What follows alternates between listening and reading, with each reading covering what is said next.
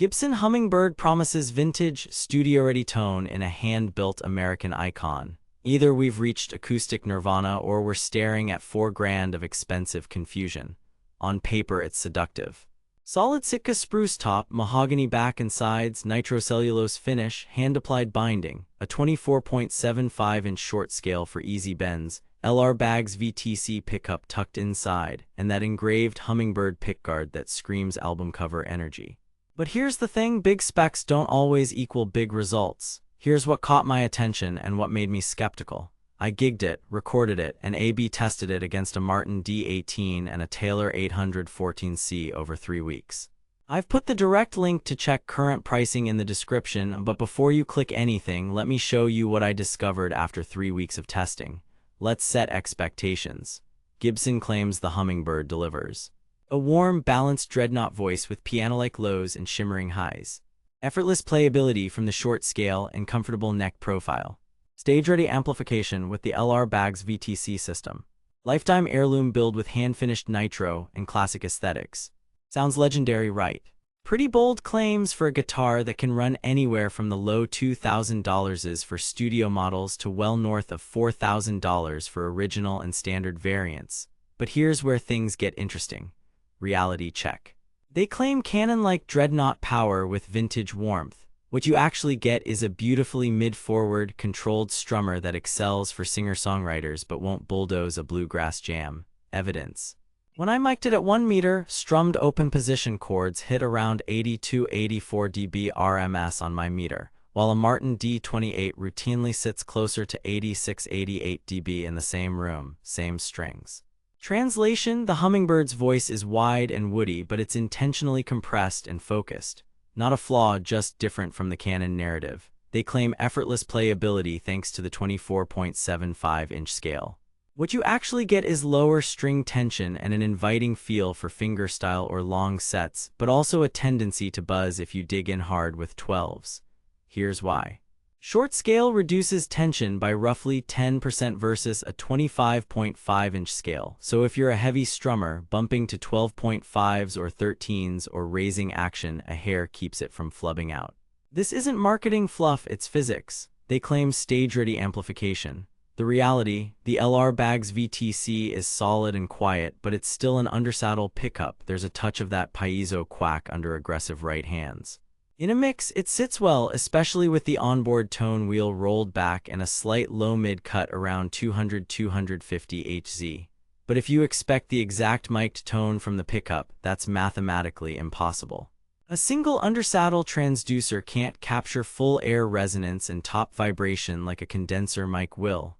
Dial it in with EQ and you'll be happy. Plug-and-play purists might not. They imply heirloom-level build quality. The guitar is gorgeous, no question. Nitro finish, multiply binding, mother-of-pearl parallelograms, the vibe is undeniable. But let's be real here, modern Gibson Montana builds are vastly improved, yet variability still exists. I saw one sample with slightly high nut slots on the D and G, and another with a faint finish sink near the neck joint. Nothing catastrophic, but at this price, you should inspect or buy from a dealer with a real setup. And nitro is nitro, it breathes and ages, but it also checks if you abuse humidity. That's not a defect, it's the trade-off for the vintage recipe. Here's where things get interesting, the pickguard, it's thicker and heavily engraved. Some players argue it damps the top slightly. In my tests, removing a similar guard on another square shoulder moved the resonance a hair, but the Hummingbird's voice is defined more by bracing, scale length, and mahogany than the guard itself. The plot twist is that its signature sweetness and controlled bloom are the point. This guitar is built to sit under a vocal, not trample it. Sound quality, the Hummingbird lives in the mids. Think warm, woody chords with a glossy top end that doesn't ice pick. Single note lines bloom quickly, sustain around 9-11 seconds on an open G in my room, and decay smoothly. Strum a G to C progression and it feels like a record. Compared to a D18, the Bird is less punchy in the fundamental and more finished in the mids. Versus a Taylor 814C, it's less hi-fi sparkle and more vintage photograph.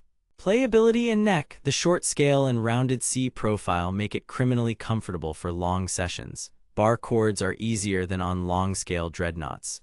Factory action can be medium. Some units arrive needing a truss tweak and nut attention. If you play hard, consider 13s or a tiny saddle shim. Finger stylists will love how relaxed it feels under the left hand. Build quality and electronics. Nitro finish, multiply binding, split parallelogram inlays, bone nut and saddle on many variants, and the iconic guard. The LR Bags VTC uses sound hole mounted volume and tone wheels with a 9V battery pouch, quiet and reliable. It still benefits from a DI or preamp. What the marketing doesn't mention, Nitro is fragile, humidity matters, and returns often trace back to setup, not structural flaws. Also, on marketplaces, watch for third-party listings with unclear return policies and poorly packed shipments. This is not a guitar you want desiccated in transit. Value and alternatives. Price swings hard by model. Studio trims are lighter on bling and cost less. Original standard trims are the full vibe. If you need bluegrass punch, look at Martin D18 or D28. If you want modern clarity, Taylor 717 or 814C. If you want the Hummingbird flavor without the hit, the Epiphone inspired by Gibson Hummingbird is shockingly competent for the money, though not the same animal. Verdict: buy with caution, meaning know what you're buying. The Hummingbird is recommended if you're a songwriter or performer who wants that warm, mid-forward Gibson sound that tucks perfectly under vocals, cares about iconic looks, and can budget for a pro setup. Skip this unless you've played a few and confirmed the voice fits your style. If you need sheer volume or crisp fundamental punch, a D18 or D28 may serve you better. Given the price range, the value is in the signature tone and feel, not raw specs per dollar. If that resonates, it's magic. If not, save your money for a Canon. Stay savage out there. Thanks for watching. If this review saved you from wasting money or helped you find something actually worth buying, I've put the link to check current pricing and read more reviews in the description. And hey, if you do decide to buy through my link, it helps fund these investigations without costing you extra. Drop your questions below, tell me your use case, and I'll point you to the right model. Next up, I'm putting the Hummingbird Studio against the Martin 0 to 15M for the ultimate couch guitar showdown. Keep your ears honest and your wallet smarter.